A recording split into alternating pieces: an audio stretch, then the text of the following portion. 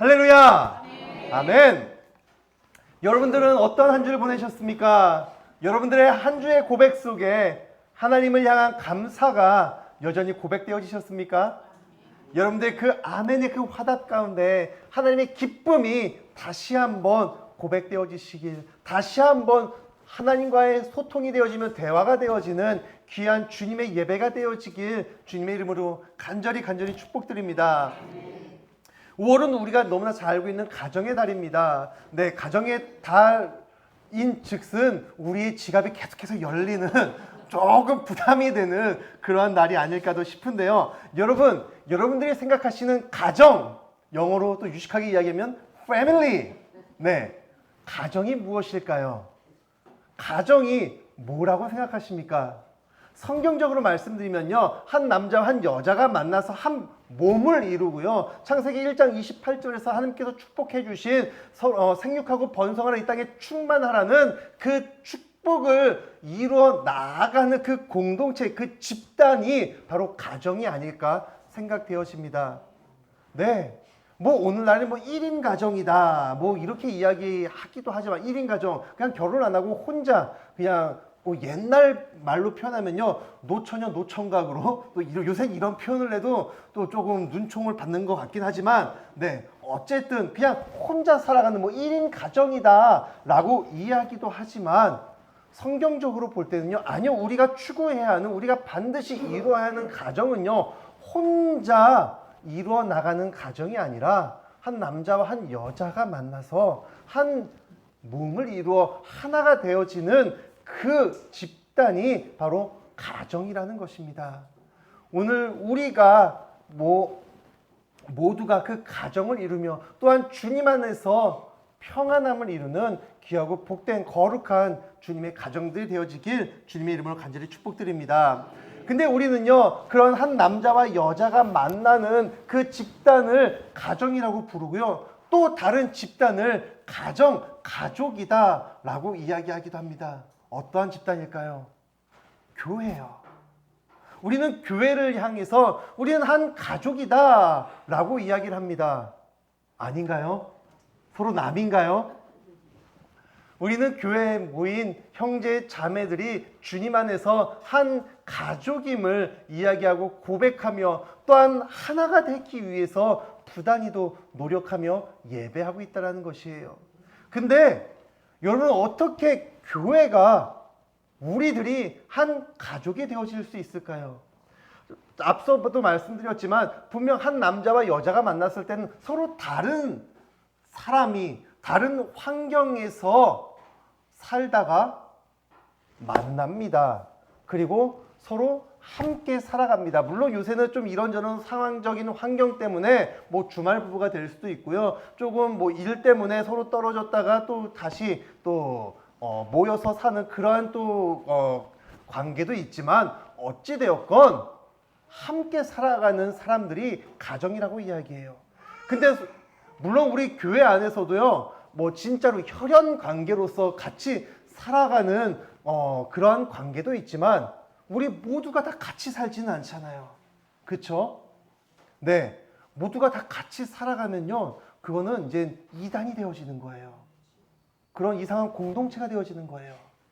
근데 우리는요, 서로 각자의 집에서 각자의 환경에 맞게 살아가고 있음에도 불구하고 교회는 하나된 가정이다 라고 이야기를 하고 있다는 것이죠.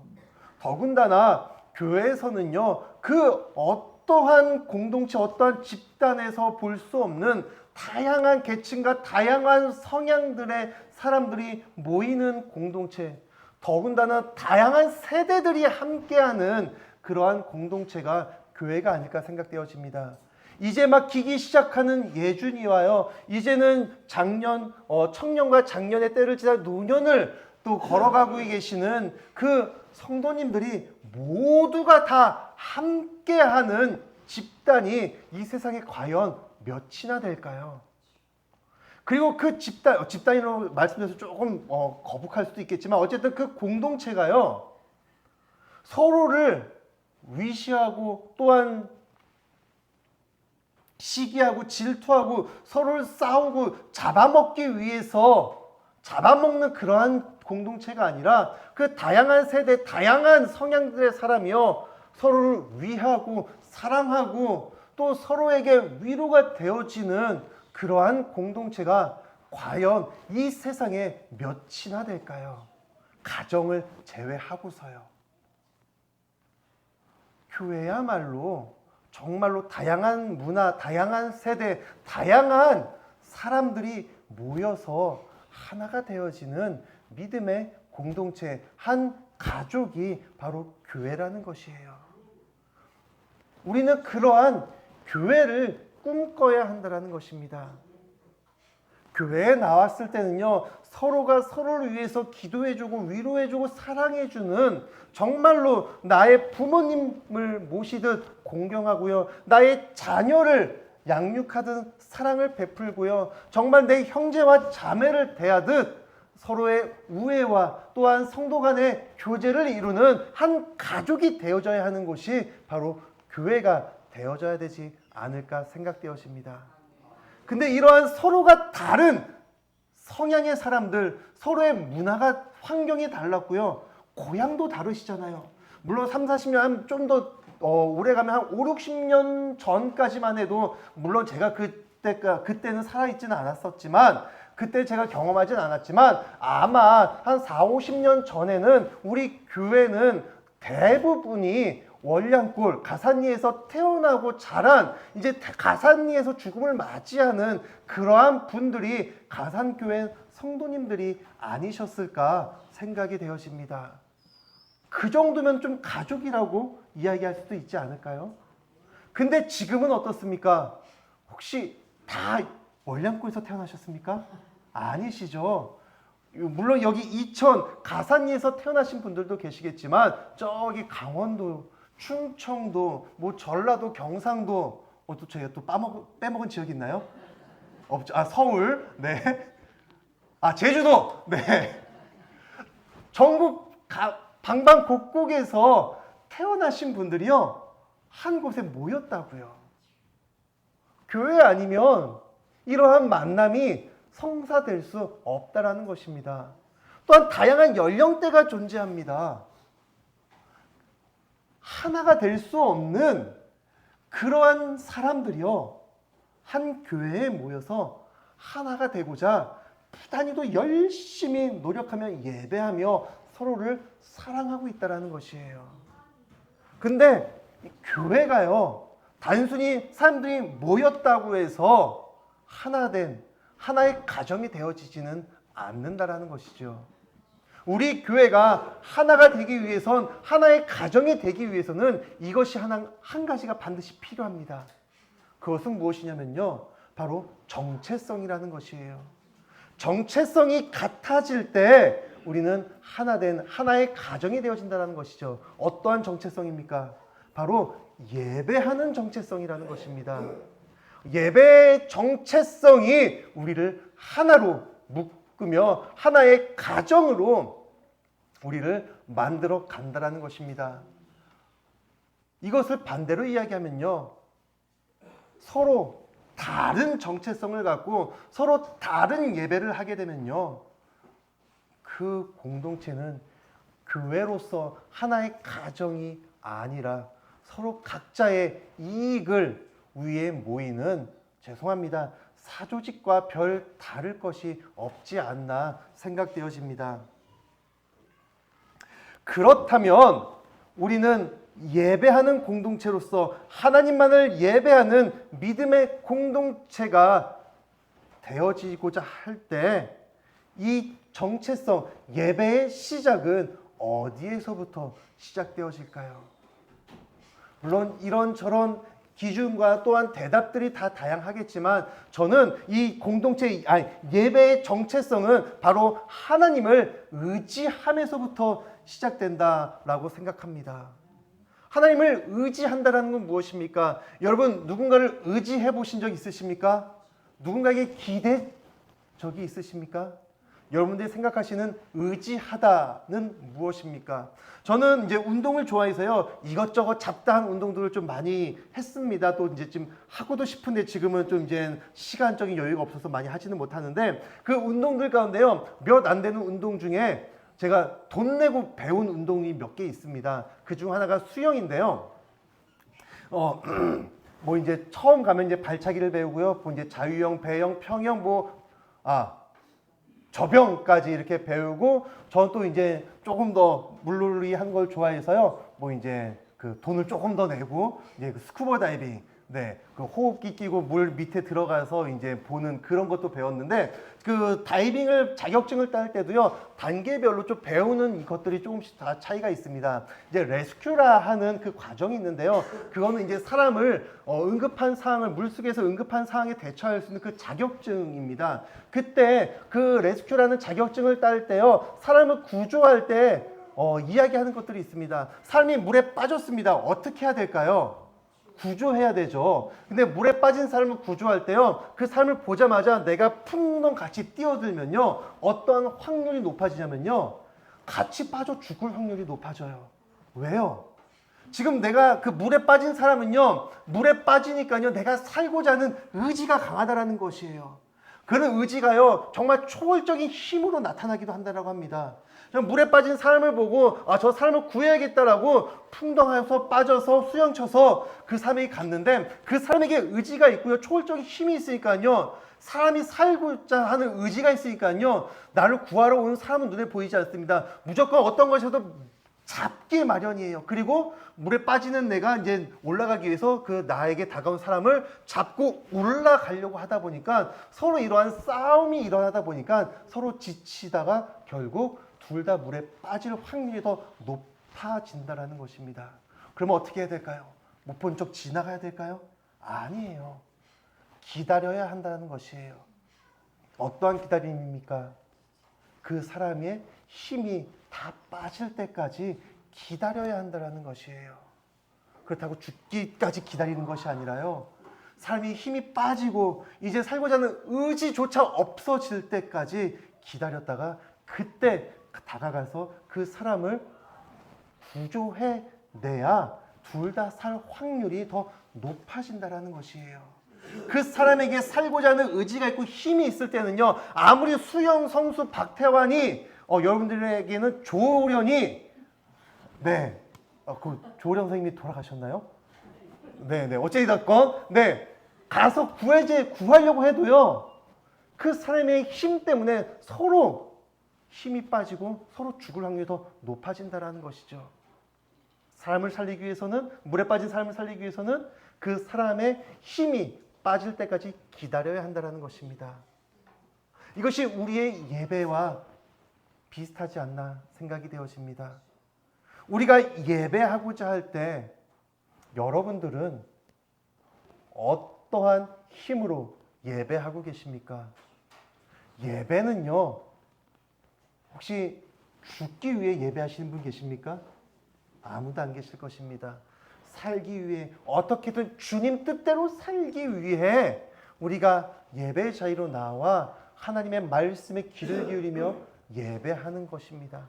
근데 그 예배를 할 때요, 내가 살아보겠다고, 나 살고자 내 힘과 내 의지를 갖고 아둥바둥 한다면 그것이 진짜 예배가 이루어질까요? 하나님은요, 모세를요, 광야로 내모셨습니다. 40년 동안 모세를 광야로 내모셨어요. 아니, 좀 더 정확하게 이야기하면요, 40년의 광야의 훈련을 시키셨다는 것이에요. 그 광야의 훈련은 무엇이었을까요? 광야에서 살아남을 이런저런 기술들을 가르치시고, 말하는 기술과 사람들을 대하는 그러한 기술들을, 또한 싸움의 기술들을 40년 동안 광야에서 가르치신 것이 아니라, 이 40년의 삶 동안 모세의 힘을 빼는 작업을 하셨다는 것입니다. 잘 아시죠? 모세가 40세 되던 해에 이제 그의 정체성이 히브리 사람인 것을 알고, 히브리 사람 이스라엘 백성들을 위해서 내가 뭔가를 해야겠다라는 의지를 갖고 힘을 갖고 밖에 나옵니다. 그때 때마침 애굽 군사로부터 핍박을 당하는 이스라엘 사람들을 보고 관여를 합니다. 그리고 결국 살인을 저지르죠.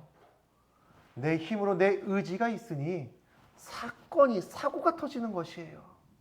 하나님은요, 무언가를 하려고 하는 모세에게 광야로 이끌어 가시면서 너가 할 수 있는 것이 무엇이냐? 기다려라. 포기해라. 내 의지를 다 내려놓아라. 그 훈련을 시키신 것이에요. 그래서 모세가 80세 되던 그 해에 모든 힘과 의지가 다 빠졌을 때 이제 나는 죽음을 준비해야 하는 그 노년의 때를 준비하는 그때에 하나님께서는 모세에게 찾아와 주셔서요. 모세에게 명령을 하신다는 것이죠. 네가 저 백성들을 구원하는 자리로 나아가라 라고 이야기하신다는 것입니다. 우리의 예배가 바로 이러한 예배가 되어줘야 한다는 것이에요. 예배를 드리기 위해서 무언가 열심히 준비하여서 정말 내가 무언가를 열심히 하여서 하나님 내가 이렇게 열심히 잘 했습니다. 하나님 받으옵소서. 이것이 우리의 예배가 되어서는 안 된다는 것입니다. 그렇다고 아무것도 하지 말라는 것이 아니에요. 그렇다고 성가대 다음 주부터 이제 하지 말라는 것이 아니에요. 성가대도 예배를 위해서 뭔가를 준비하시죠. 근데 그 준비, 무언가를 하는 것이 그 목적과 그 주관이 무엇이냐, 누구인가가 반드시 바로 서야 한다는 것입니다. 혹시 우리 찬양대 내 목소리, 내 영광을 받기 위해 하시는 분들이 계십니까? 네, 안 계셔요. 왜냐? 죄송합니다. 내 실력을 알기 때문에 오로지 믿음으로 주님께 영광 돌리는 주님만을 바라보고 예배를 준비하고 계시다는 것이에요. 이것이 우리의 예배의 준비가 되어져야 한다는 것입니다. 식당에서 봉사를 할 때도요, 차량 봉사를 할 때도요, 기도를 준비할 때도요, 다양한 예배의 자리에서 예배를 섬길 때 이 예배의 섬김을 통하여서 나의 직분이, 나의 무엇이, 나의 경력이 인정받고 사람들에게 칭찬받기 위해서 내가 그 예배를 열심히 준비하는 것이 아니라 모든 열심은 하나님의 열심에 내가 동참하는 자가 되어져야 한다는 것이죠. 사무엘상 15장에 어떤 사건이 기록되어져 있습니까? 사무엘이요, 사울에게 나아가 하나님의 명령을 전합니다. 아말렉과의 전투가 벌어질 것인데 그 전투에서 승리하였을 때 그 모든 전리품들을 어떻게 하라고요? 다 없애라고 하나님의 명령을 전해요. 근데 여러분, 하나님이 얼마나 독특하신지 아세요? 싸움, 이제 전쟁을 하라고 이야기하실 때 전쟁의 승리의 방법을 알려주시는 것이 아니라 이미 그 전쟁은 승리한 전쟁이에요. 왜냐? 사무엘 중에 사울에게 야, 사울 왕이요, 이러한 전술을 갖고 승리를 이뤄내십시오. 이것을 전달하는 것이 아니라 그 전쟁이 있을 것인데 승리한 뒤에 그 전리품에 대해서 이야기하고 계시다는 것. 이미 하나님이 함께 하시는 전쟁은 승리가 보장되어 있다는 것입니다. 그때 이 사울은 하나님의 명령을 지킵니까? 아니죠.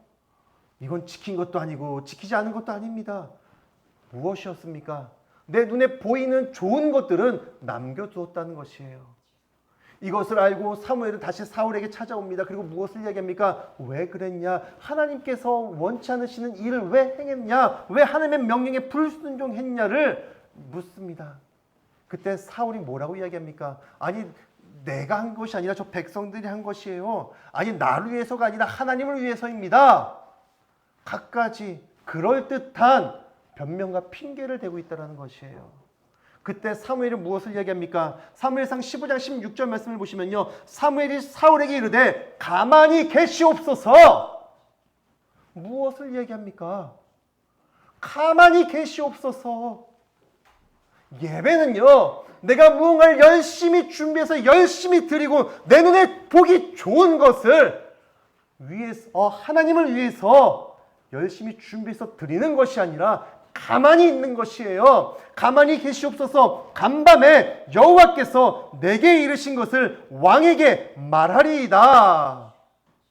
가만히 하나님의 음성에 귀를 기울이는 것, 이것이 우리의 예배라는 것입니다.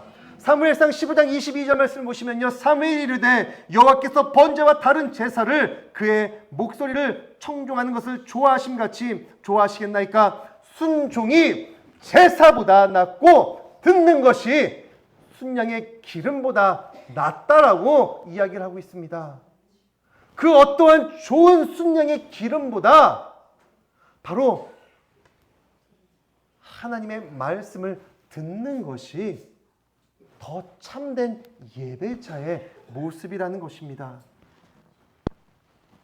그렇다면 오늘 우리의 예배, 나의 예배는 어떠합니까? 혹시 나의 예배 가운데 우리의 예배 속에 여전히 내 의지가 살아있고 이 교회의 주인은 내가 되어야 하며 늘 겸손한 척 아닌 척 경건한 척 이야기는 하고 있지만 그 이야기 속에 나는 사람들에게 인정받고 그 사람들과는 다른 그러한 존재가 되어져야 하는 나의 열심이 있으셨습니까? 그것이 우리의 예배가 아니었는지요? 하나님이 원하시는 예배는요, 사람이 빛나고 사람이 인정받고 영광받는 그러한 자리, 그러한 시간이 아니라 오직 하나님 한 분만 높임받는 그러한 시간이 예배라는 것입니다. 우리의 예배는요, 행위에 있는 것이 아니라 들음, 순종에 있습니다. 순종은 듣는 것에서부터 시작한다는 것입니다. 이 들음이 무너지는 순간, 순종이 무너지는 순간 예배가 무너진다는 것이에요. 예배가 무너지는 순간 우리의 공동체, 교회도 무너진다는 것입니다. 이것은 단순히 가산감리교회만 해당하는 이야기가 아닙니다. 우리 교회보다 더 어려운 교회도, 개척교회도 마찬가지고요. 우리 교회보다 더 큰 100명, 200명, 1000명, 10,000명이 모이는 정말 대형교회 메가처치도 마찬가지입니다. 사람이 없다고 교회가 아닐까요? 사람이 많다고 그것이 교회일까요? 아니면 정말 한 사람의 예배자를 이야기하셨으니까 한 사람이 모인 그곳이 진짜 예배일까요? 아니요. 눈에 보이는 환경은 그리 중요한 것이 아니라는 것이에요. 우리가 어떠한 마음의 가짐을 갖고 어떠한 정체성을 갖고 예배의 자리로 나오는가, 그것이 중요하다는 것입니다. 그것이 무너지면, 그 예배의 정체성이 무너지면 우리 교회도 결국 무너지고 만다는 것이죠.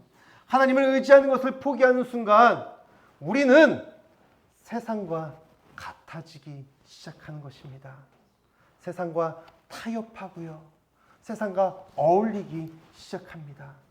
지금 야곱의 삶이 바로 그러한 삶을 살아가고 있습니다. 여러분, 야곱은 어떠한 걸음을 걸어갔습니까? 2주 전의 말씀 기억하시죠? 정말 20여 년의 그 밧닷 아람에서 정말로 먼 타향살이, 처가살이, 종살이와 같은 그 시간을 보내고 이제 드디어 고향 땅으로 돌아왔습니다. 그 고향 땅으로 돌아왔을 때 무엇이 있었습니까? 평안함으로 가나안 땅, 고향 땅에 돌아왔다라고 성경은 기록하고 있습니다. 그 평온함이 그를 어디에 머물게 하였을까요? 33장 17절 18절 말씀을 보시면요, 야곱은 숲곳에 이르러 자기를 위하여 집을 짓고 그의 가축을 위하여 우리간을 지었으므로 그 땅 이름을 숲곳이라 부르더라. 야곱이 밧닷 아람에서부터 평안히 가나안 땅 세겜 성읍에 이르러 그 성읍 앞에 장막을 치고. 분명 그에게는 하나님이 함께 하시는, 하나님의 인도하심이 있는 평안함이 있었습니다. 근데 그 평안함은 결국 그를 망가뜨리고 말았습니다. 그는 지금 어느 곳에 머물고 있습니까? 누구를 위해 머물고 있습니까? 자기를 위해 집을 짓고요, 자기의 가축을 위해 우리간을 짓고 있다는 것이에요. 물론 하나님께 제단을 쌓고 하나님께 예배하는 모습도 있었지만, 정말로 그가 제단을 쌓고 예배하는 곳에 하나님의 뜻이 있고 하나님의 말씀이 있는 그곳에서 하나님을 예배하였을까요? 그가 처음 하나님을 만난 곳은 어디였습니까? 20여 년 전, 정말 내가 살고자, 정말 내가 야곱의 인생, 남의 것을 빼앗고 형을 속이고 부모를 속이면서 얻어낸 그 축복이 오히려 나에게 화가 되어서 내 목숨을 건지고자 도망쳐 나오던 그때에 나를 만나 주셨던 하나님, 해가 지며 낯설고 어두웠던 두렵고 외로웠던 그 땅에서 나를 찾아오 주셨던 하나님, 그곳의 이름을 베델, 하나님의 집이라 이름하며 하나님께 서원하였던 곳, 내가 가나안 땅에 다시 가나안 땅으로 돌아올 때 나에게 평안함이 있다면 나의 모든 것들의 10의 1조를 하나님께 바치며 예배하겠습니다. 하나님의 뜻이 있었던, 하나님과의 만남이 있었던 그 베델로 나아가는 것이 아니라 세겜에 머물러 있었다라는 것이에요. 세겜은 어떤 땅이었습니까? 여러분 지도 기억하시죠? 숫곳 세겜 정말 가까운 곳입니다. 그곳에는 무엇이 있었습니까? 강줄기, 물줄기가 있었어요. 물이 있다 보니까요, 농사를 짓거나 또한 가축을 기르기에 너무나 좋은 환경이 있다는 것이죠. 그리고 오늘날처럼 뭐 거리가 잘 발달되어진 것이 아닙니다. 그들의 거리는요, 물줄기를 따라 다니었습니다. 그러다 보니 무역상들이 오고 가는 교통의 요충지였어요. 그 세겜 땅은요, 정말 인간이 살기 너무나 편안하고 모든 것들이 다 충족되어지는 그러한 땅이었다는 것이지요. 야곱은 지금 그 인간의 편안함과 풍족함이 가득한 세겜에 머물러 있다는 것입니다. 과연 우리가 이러한 안락함과 평안함 속에, 풍족함 속에 하나님을 얼마나 찾고 얼마나 간절히 찾고 바라볼 수 있을까요? 지금 내가 있는 곳이 평안하고 충만하며 정말로 말 그대로 천국과도 같은 곳인데 정말로 진짜 천국 하나님의 나라를 바라볼 사람이 과연 몇이나 되어질까요? 거의 10년도 넘은 일입니다. 제가 전도사 때 이제 서울에서 잠깐 전도사 사역을 한 일이 있었는데, 그때 당시에 이제 주변 교회에서도 후배들, 동기와 후배들이 또 같이 각자의 교회에서 사역을 하던 때가 있었습니다. 그래서 이제 또 이제 서로 알고 있는 친하게 지내던 친구들과 연락을 해서 우리 각자 뭐 사역이 바빠서 또 만나기도 힘든데 한번 만나서 밥이나 먹자 해서 토요일 날 저녁 이제 오후에 시간을 잡고 홍대에서 저녁 시간을 가졌습니다. 만남의 시간을 가졌습니다. 여러분 혹시 주말에 홍대 거리 나가보신 분들 아무도 안 계시죠? 장난 아니에요. 네. 많은 젊은이들이요, 주말에는 또 이제 어떠한 파티가 있을 때는요, 많이들 또 이제 서울로 가는데, 서울 사람들뿐만 아니라 뭐 경기도권, 뭐 수도권 청년들도요, 뭐 홍대나 뭐 이태원이나 뭐 강남 이런 지역을 가는데요, 이제 지하철을 타고 또 이제 그 후배 전도사와 함께 이제 홍대역을 올라가는데요, 이 후배 전도사가요, 뭐 물론 농담이었지만 이렇게 이야기하는 거예요. 홍대역을 이제 빠져나오면서 딱 주변을 보자마자 이곳이 천국일세.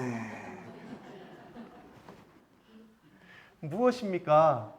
정말로 뭐 벌써 10년이 뭡니까? 제가 거의 20대 후반쯤이었으니까 5, 6년 전인가요? 네. 정말로 젊은, 그때 저보다 더 젊은 청년들이 정말 거리에 가득한 거예요. 그리고 그 청년들이 즐거워할 만한, 즐길 만한 모든 것들이 정말로 그냥 지하철역 개찰구를 나와서 그냥 게이트를 빠져나 지하에서 지상으로 올라왔을 뿐임에도 불구하고 그 모든 것, 많은 것들이 보이는 것이에요. 그러니까 그 후배, 제가 한 거 아닙니다. 후배가 이곳이 천국일세 라고 농담을 던졌습니다. 근데 그 농담 가운데 곰곰이 생각해 봤습니다. 정말로, 물론 저희들이 이제 사역자들이기 때문에 빨리 그 다음 주일 사역을 위해서 이제 정말 밥만 먹고 헤어졌지만, 정말 그 자리에 정말로 놀고자 모인 청년들은 어떠했을까요? 밤을 새는 거는 당연한 기본이었을 것입니다. 그리고 그들이 놀기에 모든 것들이 다 갖춰져 있었다라는 것이에요. 정말로 말 그대로 그들에게는 천국이 따로 없다라는 것이죠.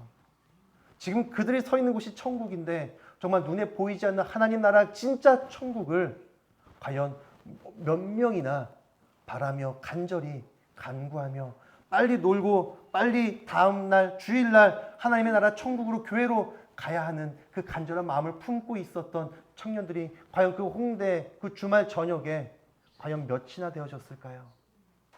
아마 아무도 없지 않았나 싶습니다. 왜요?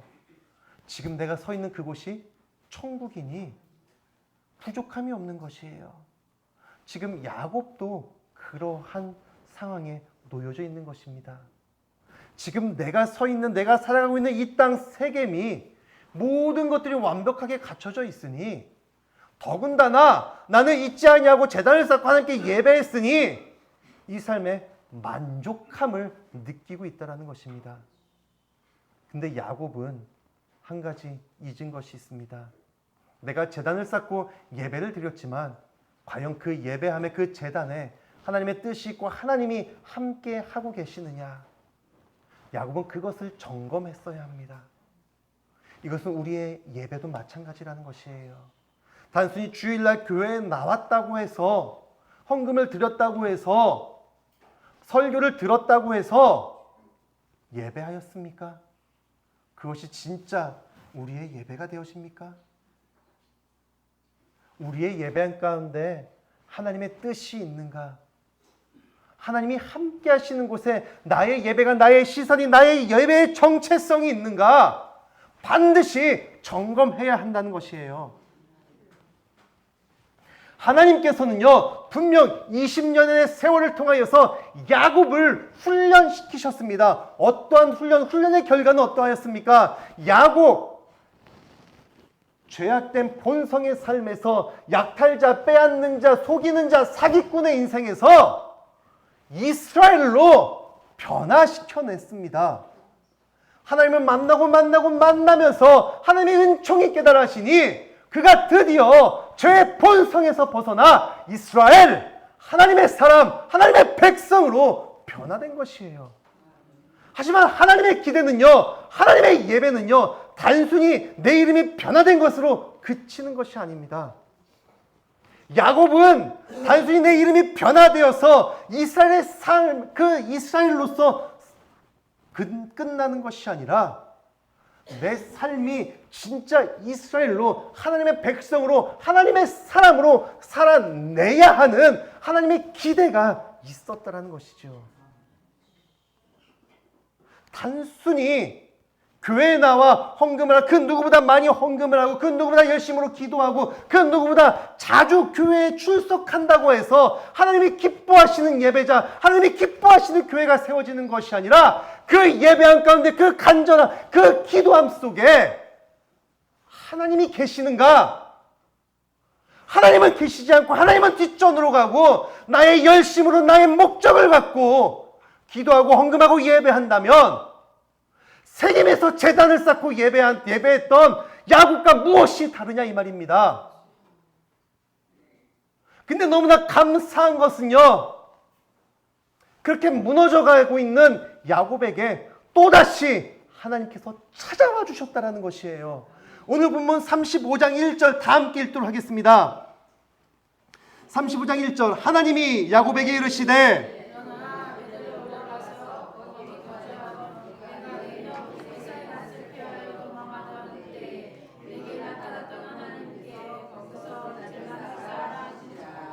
아멘.